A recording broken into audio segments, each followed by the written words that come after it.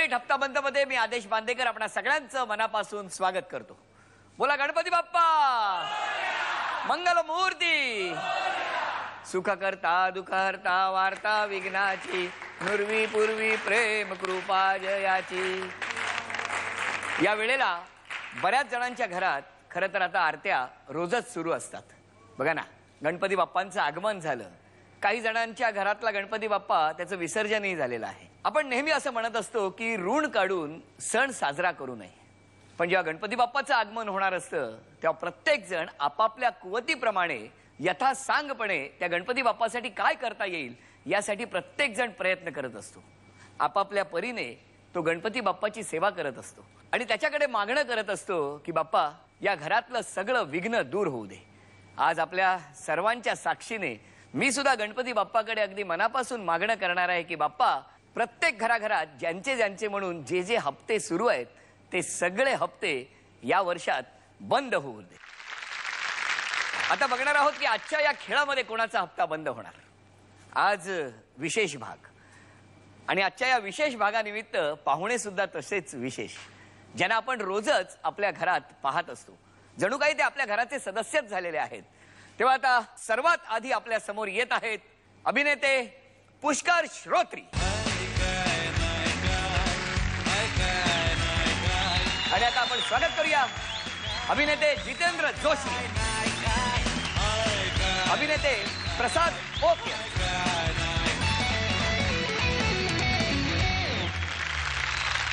प्युअरिट हप्ताबंद मध्ये आपण आलेले आहात. कसं वाटतंय आता तुम्हाला पुष्कर? खूप छान वाटतंय.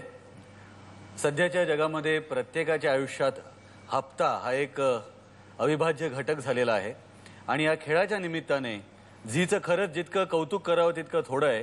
कारण हा नुसता खेळ नाहीये, तर त्यांच्या आयुष्यामधले जी टेन्शन्स असतात, ज्याच्यासाठी ते सतत धावपळ करत असतात, धडपडत असतात, ते हप्ते या निमित्ताने बंद होत असतात. ह्यासारखं चांगलं काम ते कुठचं. त्यासाठी झी मराठीचे मनपूर्वक आभार. बरं, आज कुणाचा हप्ता बंद करणार पुष्कर? कोल्हापूर इथे एक चेतना नावाची संस्था आहे जी गतिमंद विद्यार्थ्यांसाठी काही काम करत असते. गेली जवळजवळ 25 वर्ष ही संस्था काम करते आहे. पण दुर्दैवाची गोष्ट अशी की 25 वर्ष काम करून सुद्धा काही कारणास्तव त्यांच्याकडे स्वतःची जागा नाहीये. म्हणजे मी तिथे जाऊन बघितलेलं आहे की गतिमंद मुलांना ते नुसतं शिकवत नाहीत, म्हणजे लिहायला वाचायला शिकवत नाहीत, तर रोजगार सुद्धा उपलब्ध होईल याकडे लक्ष देत असतात. त्यांच्याकडनं काही वस्तू बनवून घेतात आणि त्या बाजारात जाऊन विकतात, अर्थात फारच अल्प स्वल्प अशा किमतीमध्ये. त्यामुळे त्या संस्थेसाठी काहीतरी करावं असं मला मनापासून वाटतं. म्हणून आज मी खेळणार आहे, हप्ता बंद करणार आहे त्या कोल्हापूरच्या चेतना संस्थेसाठी. 2,50,000 रुपयापर्यंतचं कर्ज मुक्त करण्यासाठी आज पुष्कर खेळ खेळणार आहेत. पुष्कर, खूप छान इच्छा आहे तुमची, त्यामुळे तुमची इच्छा पूर्ण हो आणि त्याचबरोबर त्यांचा हप्ता बंद हो यासाठी आम्हा सगळ्यांकडनं तुम्हाला शुभेच्छा. गणपती बाप्पा. जितेंद्र जोशी, मला फार बरं वाटतंय आदेश दादा इथे येऊन. एकतर हा कार्यक्रम पाहत असताना जी पुष्करची भावना आहे तीच माझी भावना आहे की प्रत्येक जण आज धावपळ करतोय आपल्या कुटुंबासाठी, त्यांना जास्तीत जास्त सुखसोयी मिळाव्यात आणि त्यासाठी तो कुठले ना कुठले हप्ते घेतोय, कर्ज घेतोय आणि ते हप्ते फेडताना नाकी नऊ येतात, अनेक प्रकारचे टेन्शन्स येतात. हा एक असा कार्यक्रम आहे झी मराठीने आयोजिलेला की याच्यात माणसं येतात आणि जरी ते इथून जिंकून जात असले, हारून जात असले तरी सुद्धा त्यांना एक आधार मिळतो, तो तुझा. याचं कारण असं आहे की मी जितके एपिसोड्स याचे पाहिलेले आहेत तर मुळात एक तू माणूस खूप छान आहेस, चांगल्या मनाचा माणूस आहेस. त्यामुळे सुद्धा आणि तुझं जे सूत्रसंचालन आहे त्यामुळे तू प्रत्येकाच्या खांद्यावर किंवा पाठीवर हात ठेवत नसला तरी तिथून तुझ्या नजरेने, तुझ्या बोलण्याने तू प्रत्येकाला आश्वासन देत असतो. एक आश्वासकता तुझ्या बोलण्यात, तुझ्या सगळ्या सूत्रसंचालनामध्ये आहे. त्यामुळे मला इथे येऊन फार बरं वाटतं. धन्यवाद. आणि मी आज खेळणार आहे तो एका मानसोपचार तज्ज्ञाच्या एका संस्थेसाठी, हॉस्पिटलसाठी. मनोदीप नावाचं हॉस्पिटल आहे जे mister and missus doctor Krishna Mastud हे चालवतात. सोलापूर जिल्ह्यातलं बार्शी येथे ते हॉस्पिटल त्यांनी बांधलेलं आहे, उभारलेलं आहे. त्यांच्यावर जवळपास 50 लाखांचं कर्ज आहे बर. आणि सगळ्यात महत्वाची गोष्ट त्यांनी हे हॉस्पिटल का सुरू केलं, ते स्वतः MBBS MD आहेत, नवरा बायको. ते पुण्या मुंबई सारख्या शहरात येऊन लाखो रुपये कमवू शकतात, पण ते बार्शी सारख्या ठिकाणी जाऊन त्यांनी हॉस्पिटल उभारलेलं यासाठी की गावाखेड्यामध्ये लोकांना जागृत करणं खूप गरजेचं आहे. अंधविश्वासापोटी लोकांना हे कळत नाही की काहीतरी सायकोलॉजिकल प्रॉब्लेम आहे किंवा डिसऑर्डर आहे, पण ते जागृतीचं काम ते करतात. शिवाय गावकरी यावा म्हणून ते तिथे त्यांना जेवणापासून सगळ्या गोष्टी देतात, की निदान एक दारिद्र्य रेषेखालचा माणूस तिथे येऊन जेवणाच्या आशेपोटी तरी येऊन स्वतःचे प्रॉब्लेम सांगेल आणि ते प्रॉब्लेम ते सॉल्व्ह करू शकतील. त्यांना कुठल्याही सरकारतर्फे कुठलीही ग्रँट नाही, कुणाची मदत नाही. बार्शीत ते एक हाती लढवत आहेत किल्ला, तर म्हटलं त्यांना थोडीशी मदत जर झाली माझ्यातर्फे तर मी एक प्रयत्न करणार आहे. आज खरं तर त्या संस्थेवरती खूप मोठं कर्ज आहे, पण त्यातल्या 2,50,000 रुपयांचा भार हलका करण्यासाठी आज जितेंद्र या खेळात सहभागी झालेला आहे. अभिनंदन जितू तुझं, आणि त्याचबरोबर शुभेच्छा. प्रसाद. आदेश,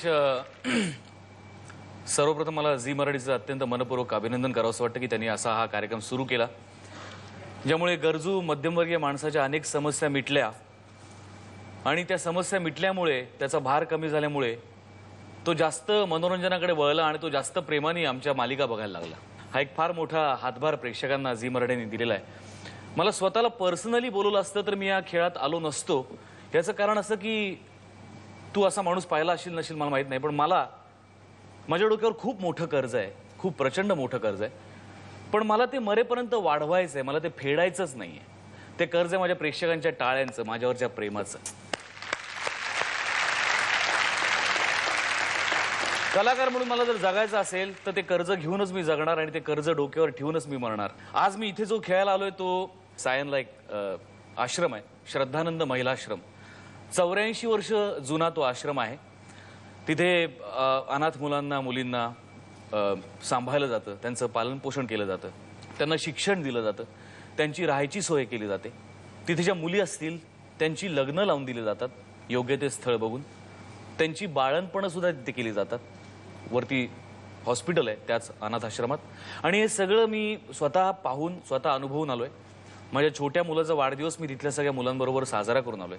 त्या मुलांच्या चेहऱ्यावरचा आनंद जेव्हा मी माझ्या बायकोनी पाहिला तेव्हा यांच्याकरता काहीतरी करावं असं खूप दिवस मनात होतं, आणि आज मी तुमच्या सगळ्यांचे आभार याकरता मानतो की ते करण्याची संधी मला तुम्ही आज दिलीत. मनपूर्वक आभारी आहे. आत्ता प्रसाद श्रद्धानंद महिला आश्रमासाठी खेळणार आहे.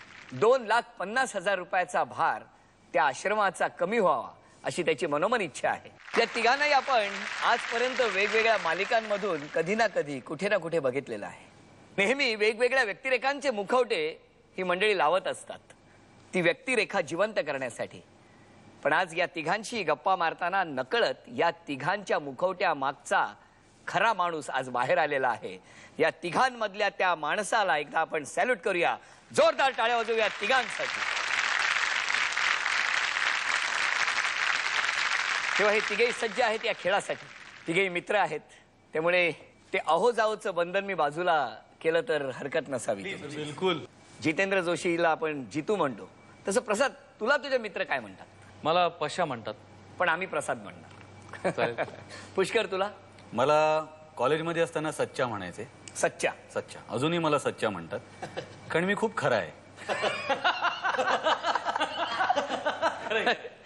एक मिनिट प्रसाद का हसलास? तो जाहीरपणे सुद्धा इतकं खरं बोलू शकतो म्हणून असलो. बरं, हे नाव मी ठेवलेलं नाहीये ना, माझ्या मित्रांनी मला सच्चा असं नाव ठेवलंय. मग त्यांची ती इच्छा होती का की कधीतरी हे असं व्हावं? मला आजकाल बरेचदा लोक भेटल्यानंतर विचारतात की तुम्हाला प्रसाद म्हणू का हर्षवर्धन म्हणू. तेव्हा मी जनरली उत्तर देतो की प्रसाद म्हणालात तर बायको खुश होईल, हर्षवर्धन म्हणालात बायका खुश होतील. तेव्हा या तिघांनाही शुभेच्छा देऊया. आधी मी नियम सांगतो. या खेळामध्ये 10 प्रश्न आपण विचारणार आहोत. प्रत्येक प्रश्नाचं बरोबर उत्तर आणि तुमच्या खात्यामध्ये 10% जमा होणार. सगळ्यात आधी ज्याच्या खात्यामध्ये 100% जमा होणार तो आजच्या खेळातला विजेता ठरणार, आणि 100% म्हणजे 2.5 लाख 2,50,000 रुपयाचा हा धनादेश आपल्या सोबत घेऊन जाणार. 3, 5 आणि 7 हे जे 3 प्रश्न आहेत त्या 3 प्रश्नांना नशिबाचा कौल तुम्हाला आजमावायला मिळणार आहे. आणि त्याचबरोबर वेळोवेळी नियमांमध्ये बदलही होणार आहेत. ते नियम कोणते हे कदाचित यांच्यासाठी वेगळेही असू शकतील. तेव्हा आता कोण जिंकणार ते आपण बघणार आहोत. तुम्हा तिघांची जर तयारी असेल तर मी पहिला प्रश्न विचारू. हाय काय नाही काय गणपती बाप्पा या तिघांसाठी हा पहिला प्रश्न. पुढील पैकी कोणतं नाव गणपतीचं नाही? पर्याय आहेत 1 एकदंत, 2 विनायक, 3 हेरंब, 4 स्कंद. प्रश्न विचारल्याबरोबर पर्याय आल्याबरोबर तिघांनी उत्तर डिपॉझिट केलेलं आहे. बरं, उत्तर बरोबर आलंय की चुकलेलं आहे हे अजून मी सांगितलेलं नाही. मला एक सांगा की समजा उत्तर चुकलं किंवा उत्तर बरोबर आलं तर काय म्हणाल तुम्ही? हाय काय नाही काय. तुमच्या बाबतीत अशीच सिच्युएशन आली तर? माझ्या बाबतीत अशी सिच्युएशन आली तरी मी हेच म्हणणार की हाय काय नाही काय. प्रसाद आपण? तर हे दोघं म्हणतात मी वेगळं काहीतरी म्हणले, हे दोघं मला नंतर मारणार, त्यापेक्षा मी तेच म्हणणार हाय काय नाही काय. म्हणजे तिघही जण म्हणणार आहेत हाय काय नाही काय. या तिघांनी डिपॉझिट केलेलं उत्तर आहे पर्याय क्रमांक 4 स्कंद. आणि याचं योग्य उत्तर आहे पर्याय क्रमांक 4 स्कंद. अभिनंदन. स्कंद हे गणपतीचा भाऊ कार्तिकेय याचं नाव आहे. त्या तिघांच्याही खात्यामध्ये 10% जमा झालेले आहे.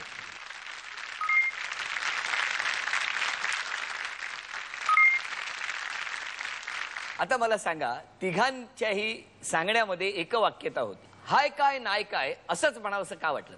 आम्ही तिघही समविचारी आहोत, बर. हे पहिलं उत्तर.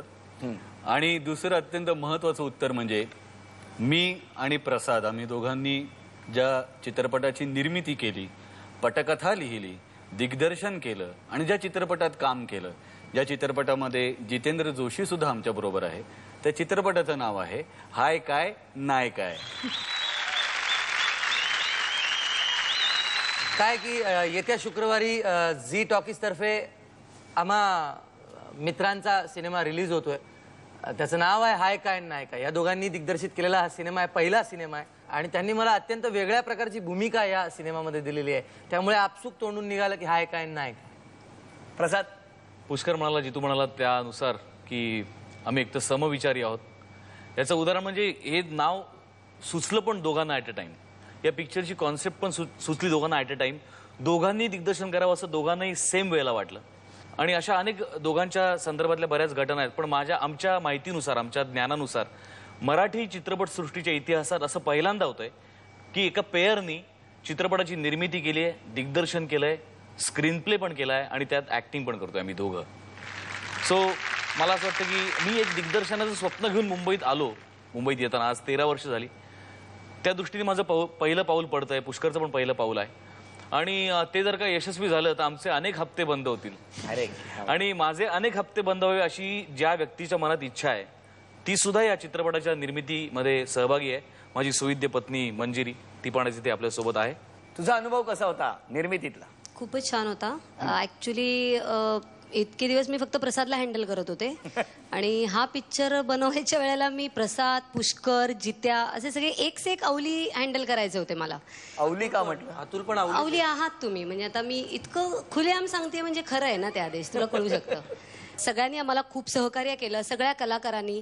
टीम मधल्या प्रत्येक स्पॉट बॉय पासून आमचे प्रोडक्शन मॅनेजर, नंतर झी टॉकीज आमच्या बरोबर पहिल्या दिवसापासून पाठीशी उभी राहिली. ह्या सगळ्यांमुळे हे सगळं शक्य झालं आणि खूप छान वाटतंय आज ते आता स्वप्न असं समोर दिसतंय. सगळ्यांना सांगावं असं वाटतंय की सगळ्या प्रेक्षकांनी हा पिक्चर आवर्जून थिएटरमध्ये जाऊन बघावा. तुमच्या प्रतिसादावरच आमचं यश अवलंबून आहे.